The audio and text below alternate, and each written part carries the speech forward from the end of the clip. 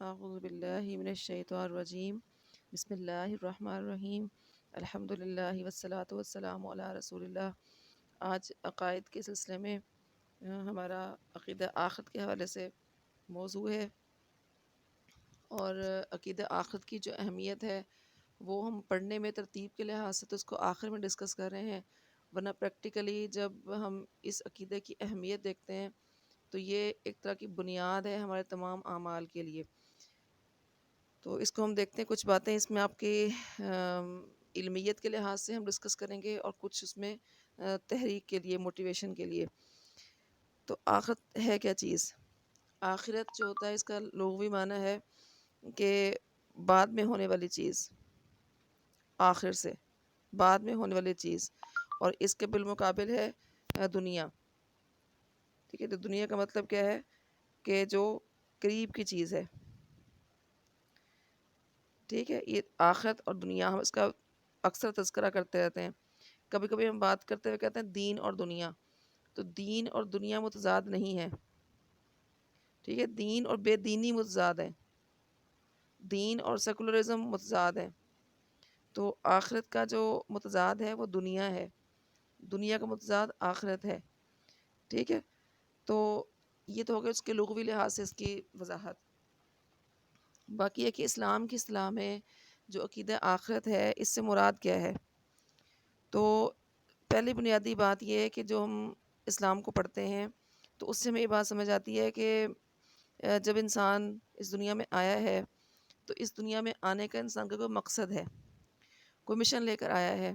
اللہ نے اسے کوئی کام سونپا ہے جو اس کو کرنا ہے اس دنیا کی زندگی میں، اور وہ اس دنیا میں وہ کام انجام دیتا ہے یا نہیں دیتا۔ ٹھیک ہے، یہ ہے اس کا اصل میں یہ امتحان اس دنیا کے اندر۔ تو جب اس دنیا کو وہ چھوڑ کر یہاں سے جاتا ہے، اس کا وقت پورا ہو جاتا ہے، تو اللہ تعالیٰ اس بندے کی روح کو باقی رکھتے ہیں، اور اس کا جسم جو ہوتا ہے وہ فنا ہو جاتا ہے۔ روح فنا نہیں ہوتی، جسم فنا ہوتا ہے۔ تو اسی طرح آپ دیکھتے ہیں کہ جو قرآن مجید میں اللہ تعالیٰ پوچھتے ہیں کہ وَكَيْفَ تَكْفُرُونَ بِاللَّهِ وَكُنْتُمْ أَمْوَاتًا فَأَحْيَاكُمْ ثُمَّ يُمِيتُكُمْ ثُمَّ يُحْيِيكُمْ ثُمَّ إِلَيْهِ تُرْجَعُونَ، کہ تم کیسے اللہ کا انکار کرتے ہو حالانکہ اس نے تمہیں موت دی، پھر تمہیں زندگی بخشی، پھر تمہیں موت دے گا، پھر تمہیں زندگی بخشے گا، پھر تم اسی کی طرف لوٹائے جاؤ گے۔ اور یہ 2 دفعہ موت کا ذکر آیا اور 2 دفعہ زندگی کا ذکر آیا، اور ہر دفعہ موت پہلے ہے۔ اور اسی چیز کو کافر کہیں گے، سورۃ مومن میں آتا ہے کہ وہ کہیں گے ربنا امتنا اثنتین واحییتنا اثنتین فاعترفنا بذنوبنا فهل الی خروج من سبیل، کہ اے ہمارے رب، تو نے ہمیں 2 دفعہ موت دی اور 2 دفعہ زندگی دی، تو آج ہم اپنے گناہوں کا اعتراف کرتے ہیں، تو کیا کوئی نکلنے کی جگہ ہے، کوئی بچاؤ کی سبیل ہے؟ تو یہ چیز ظاہر کرتی ہے کہ انسان کو 2 دفعہ موت ملتی ہے، 2 دفعہ زندگی ملتی ہے، اور زندگی سے پہلے موت ملتی ہے۔ جیسے کہ اللہ فرماتا ہے کہ الذی خلق الموت والحیات لیبلوکم ایکم احسن عملا، کہ وہی ہے جس نے موت کو پیدا کیا اور زندگی کو پیدا کیا تاکہ وہ تمہیں آزما کر دیکھے کہ تم میں سے کون بہترین عمل کرنے والا ہے۔ تو یہ جو فلسفہ ہے 2 دفعہ کی موت اور 2 دفعہ کی زندگی کا، یہ اصل میں سمجھنے پر ہی ہمیں بات کلیئر ہوگی کہ عقیدہ آخرت کیا چیز ہے۔ ورنہ عام طور پر لوگ سمجھتے ہیں کہ جو بندہ یہاں سے کوچ کر گیا، مر گیا، اس کی روح انتقال کر گئی تو وہ اب ختم ہو گیا، جو اسلام کو نہیں مانتے۔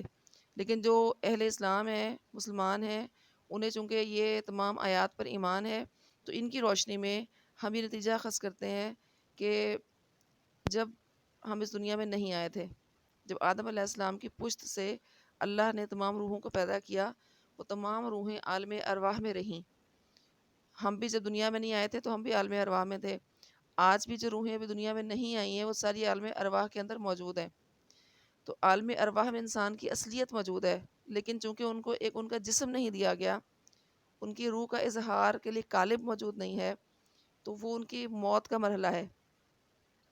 تو عالم ارواح کا جو دورانیہ ہے اس کو اللہ تعالیٰ نے موت شمار کیا ہے، اور اس دنیا کی زندگی میں جب بھیجا اللہ نے تو اس روح کو ایک قالب دیا، ایک جسم دیا، وہ ایک کرائے کا مکان ہے جس میں وہ روح آ کے اسٹے کرتی ہے کچھ سالوں کے لیے، اور ان سالوں میں اس نے آ کے اپنا فرض انجام دینا ہے، جس کے بارے میں اللہ فرماتا ہے کہ کلا لما یقضی ما امرا، کہ ہرگز نہیں، اس نے ابھی تک اپنا وہ فرض انجام نہیں دیا جس کا اس کو حکم دیا گیا تھا۔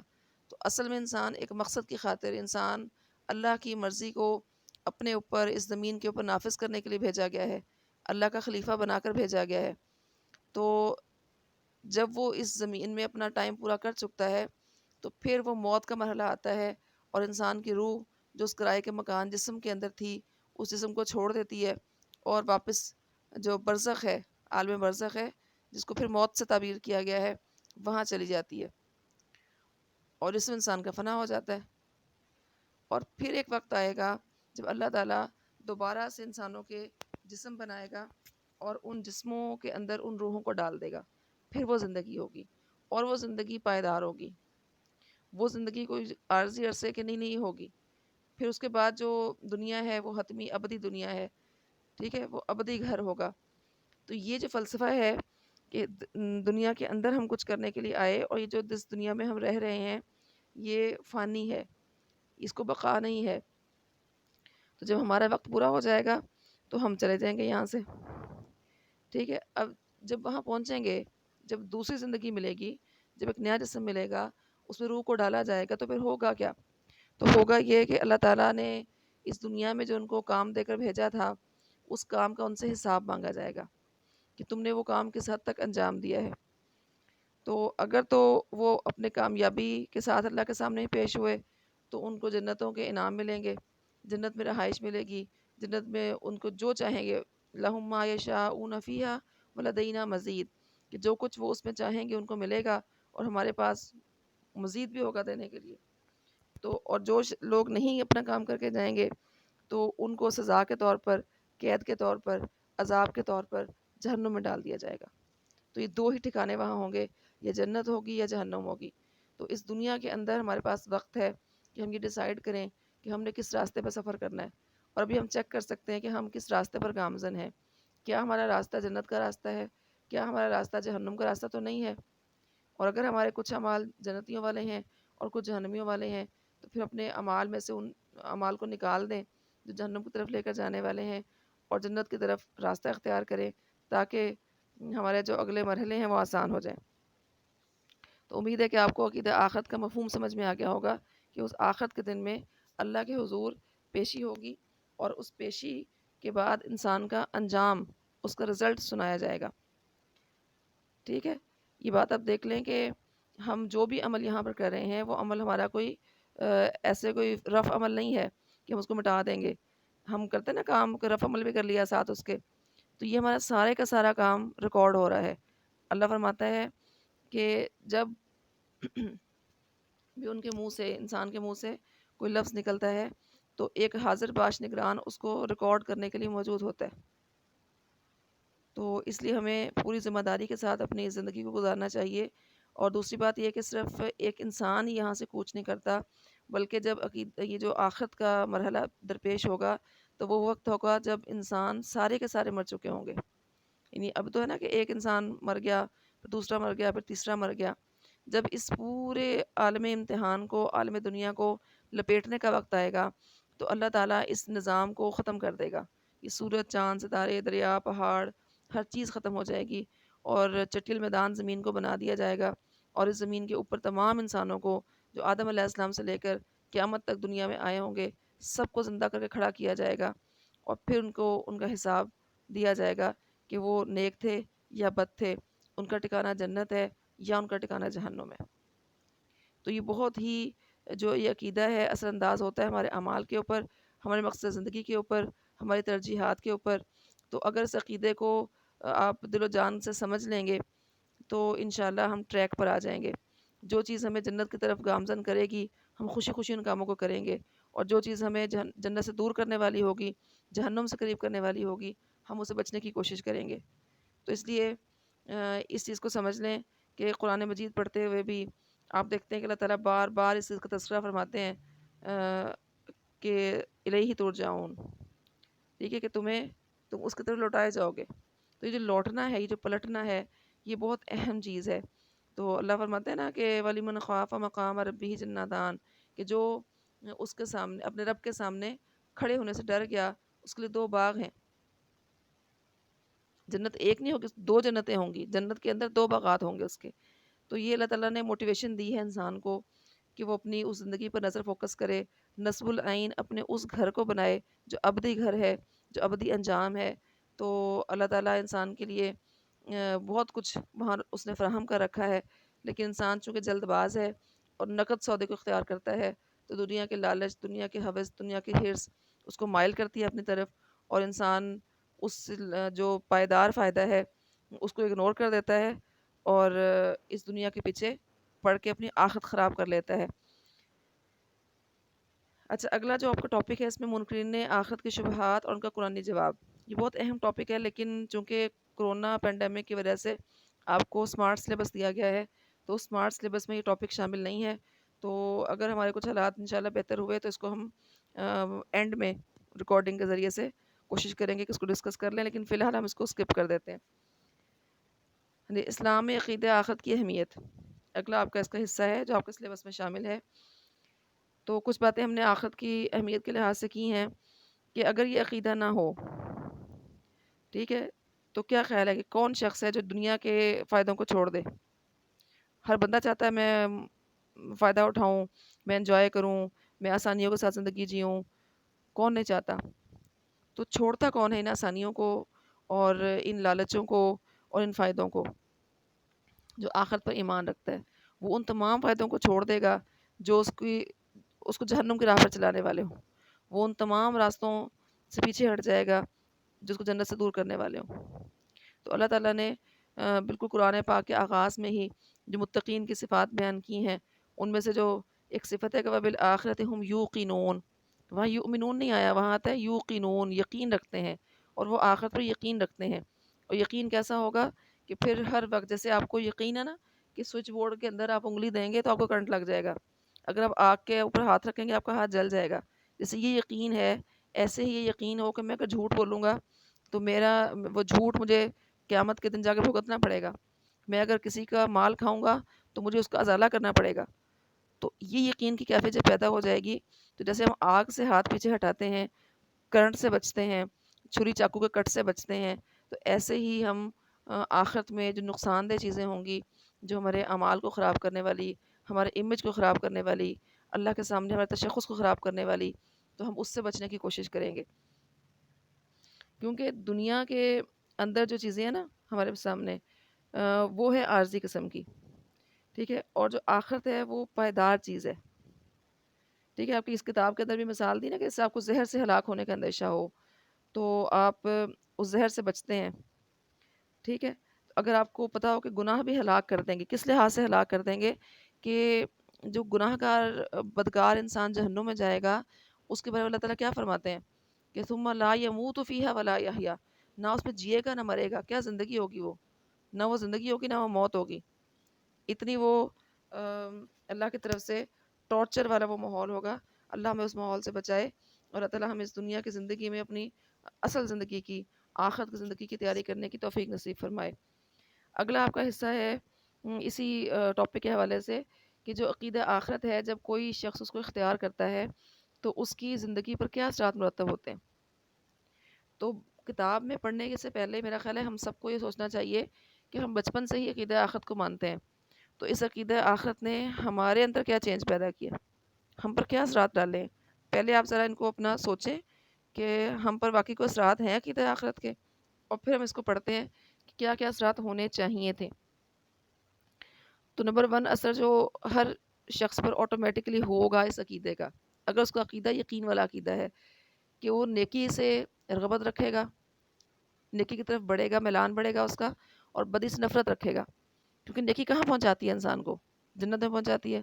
اور بدی کہاں پہنچ جائے گی؟ جہنم میں پہنچ جائے گی. تو جب اس کو پتہ ہے کہ جب میرے ہر ایک چیز ریکارڈ ہو رہی ہے، ہر جو میرا عمل ہے وہ ریکارڈ ہو رہا ہے، ہمارے کرامن کاتبین ہیں، دائیں طرف فرشتہ ہے، بائیں طرف فرشتہ ہے جو ہمارے سارے اعمال ریکارڈ کر رہے ہیں. پھر وہ اعمال جو ہے وہ تولے جائیں گے اور وہ ہمارے ہاتھوں میں اعمال نامہ دیا جائے گا.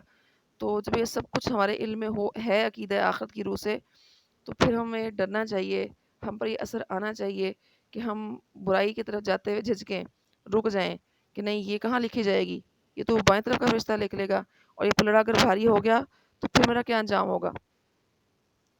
ٹھیک ہے. وَأَمَّا مَنْ خَفَّتْ مَوَازِينُهُ فَأُمُّهُ هَاوِيَةٌ. تو جس کے پلڑے اس نے ہلکے ہو گئے، نیک اعمال نہ ہوئے، برے اعمال ہی ہوئے، نیکی والا پلڑا ہلکا ہو گیا، تو اس کی تو ٹھکانہ تو ہاویہ ہوگا، دوزخ ہوگا.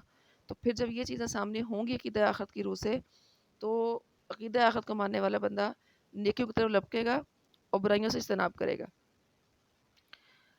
آپ دیکھ لیں کہ جب کوئی ہمیں خیال آتا ہے نا عقیدہ آخرت کا، تب ہم بھی تھوڑا سا فوکس کر لیتے ہیں اس چیز کو کہ نیکیاں کریں، برائیوں سے بچیں. تو اگر ہم بار بار استحضار کریں گے اس عقیدے کا، قرآن پاک کو پڑھ کے، اچھی محفلوں میں بیٹھ کے، اپنا نمازوں کے اندر اس پہ غور کر کے، تو انشاءاللہ ہماری زندگی کے اندر بھی نیکی بڑھے گی اور برائی کم ہوگی. پھر دوسرا چیز جو اثر انسان پر آنا چاہیے عقیدہ آخرت سے، وہ ایک انسان بہادر بن جاتا ہے.